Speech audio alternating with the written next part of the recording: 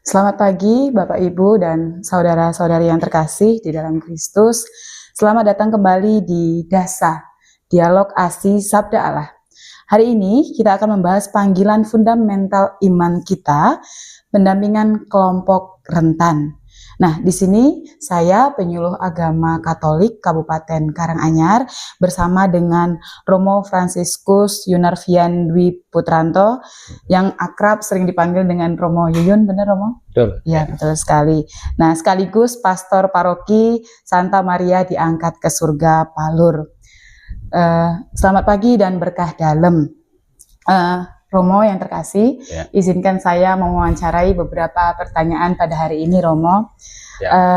Dalam ajaran sosial gereja, Romo, ada penekanan kuat pada keberpihakan pada orang miskin. Nah, mengapa perhatian pada kelompok rentan ini begitu mendasar bagi iman kita, Romo? Ya, karena itu didasarkan pada sabda Yesus sendiri.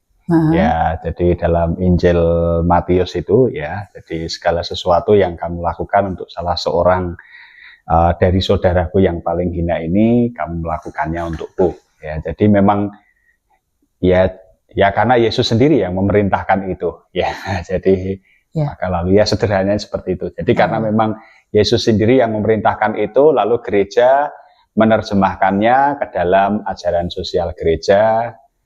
Dan lalu juga diterjemahkan ke dalam banyak bentuk, ya. Oke, baik. Terima kasih Romo, jawabannya luar biasa. Nah, untuk pertanyaan yang kedua Romo ini. Romo, jika kita melihat konteks hari ini, siapa saja yang termasuk dalam kelompok rentan yang harus kita perhatikan? Nah, lalu bagaimana sikap solidaritas kita berperan di dalam keadaan tersebut? Seperti itu.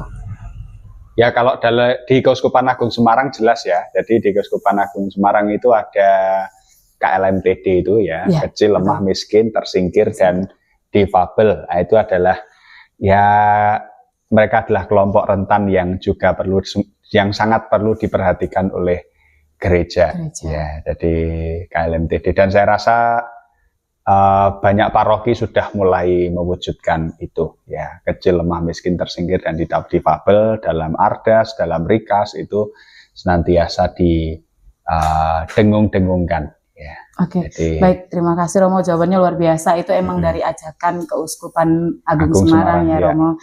Baik, Romo, lalu pertanyaan yang ketiga ya Romo ya.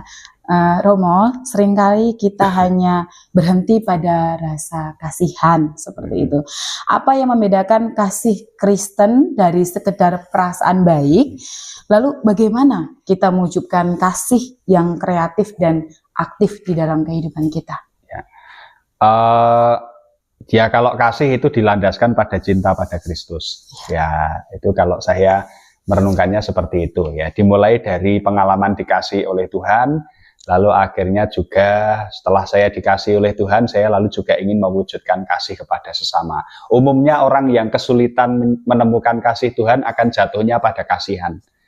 Ya, jadi ya saya membantu aja, kasihan banget orang itu ya. Tetapi dia sendiri dari dalam dirinya sendiri mungkin tidak pernah mengalami pengalaman dikasihi.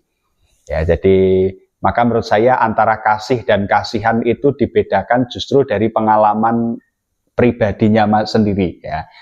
Kalau dia memang menemukan kasih ya, dia merasakan dikasih oleh Tuhan, maka saya yakin wujud yang lalu akhirnya muncul dalam kehidupannya adalah dia juga akan mengasihi orang-orang di sekitarnya, atau mengasihi Tuhan dalam wujud mengasihi sesama.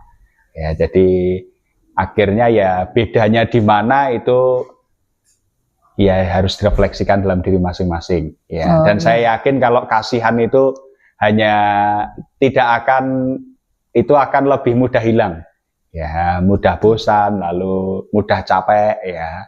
Karena kalau kita mengasihi sesama, energi utama untuk melakukan itu adalah pengalaman dikasih dulu ya. Karena saya punya pengalaman dikasih, nah itu menjadi energi luar biasa bagi saya untuk lalu mengasihi sesama ya. Kalau hanya sekedar kasihan mungkin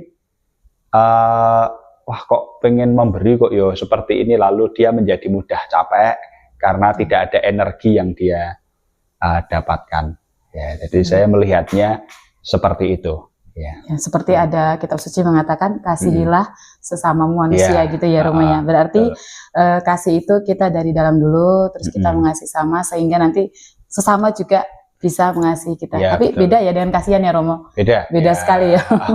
Kalau kasihan itu kayak gimana Romo? Ya kalau kasihan itu mungkin bisa ya menjadi awal munculnya kasih.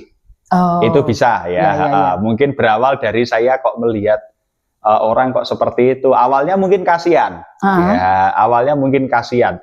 Tetapi itu harus dilanjutkan dalam bentuk kasih yang sejati ya. Kalau hanya sekedar kasihan ya, itu lalu ya sudah hanya sekedar memberi saja. Sesudah itu ya sudah. Nanti kurang ada daya kuatnya ya. Jadi itu yang menurut saya ya. Jadi dan kasihan itu ya apa ya, lebih ke, menurut saya itu perasaan positif bagus ya. Tetapi melihat orang secara lemahnya ya. Jadi melihat orang secara lemah. Jadi banyak orang sekarang itu justru mencari belas kasihan. Maka sedikit-sedikit menunjukkan, oh aku sakit gitu ya, aku lemah ya, aku lemah ya, aku ini seperti itu. Lalu mencarinya betul. Mencari belas kasihan, bukan mencari kasih ya. Seperti itu. Baik, terima kasih banyak Romo dari jawaban-jawaban hari ini, sungguh sangat membantu kami dalam menghayati iman. Dan sebagai penutup, Romo, terima kasih atas pencerahannya. Sebagai penutup, kira-kira apa pesan dan ajakan dari kitab suci dari Romo bagi umat Katolik untuk memulai langkah kecil dalam pendampingan kelompok rentan? Ya, kalau saya tetap mulai dari pengalaman dikasihi Tuhan. Ya, jadi mulai dari pengalaman saya dikasihi Tuhan, itu akan menjadi energi yang luar biasa bagi kita untuk mewujudkan kasih kepada sesama. Ya, jadi kalau sudah saya merasa dikasihi Tuhan, menemukan kasih-kasih Tuhan dalam hidup saya, dalam hidup kita, maka saya yakin kita bisa mewujudkan kasih terutama kepada kelompok rentan tadi, tanpa menjadikan mereka menjadi sebagai sebuah objek. Ya, menjadikan objek itu maksudnya, ya saya membantu sesama, saya membantu kelompok rentan itu supaya dilihat orang, ya pencitraan seperti itu. Ya, jadi menjadikan mereka objek bagi kebutuhan saya sebetulnya, kebutuhan untuk dinilai baik, kebutuhan untuk dipuji, kebutuhan untuk mendapatkan nama baik. Ya, jadi itu yang melakukan tanpa pengalaman dikasihi Tuhan. Ya, ketika kita sadar, oh saya dikasihi Tuhan, Tuhan mengasihi saya dalam hidup saya, maka saya mengasihi Tuhan dengan mengasihi saudara-saudari yang rentan itu. Maka mau difoto ya enggak difoto pun enggak masalah, enggak dipuji pun enggak masalah. Kenapa? Karena saya tidak melakukan itu untuk diri saya, tetapi saya melakukan untuk Tuhan, saya melakukan untuk saudara-saudari yang membutuhkan. Begitu. Begitu. Terima kasih banyak Romo sudah membantu umat Katolik pada hari ini. Dan nanti kalau misalkan ada pertanyaan lagi, saya datang ke Romo lagi dan Romo siap membantu kami para umat Katolik. Terima kasih Romo. Siap. Selamat pagi, berkah dalam.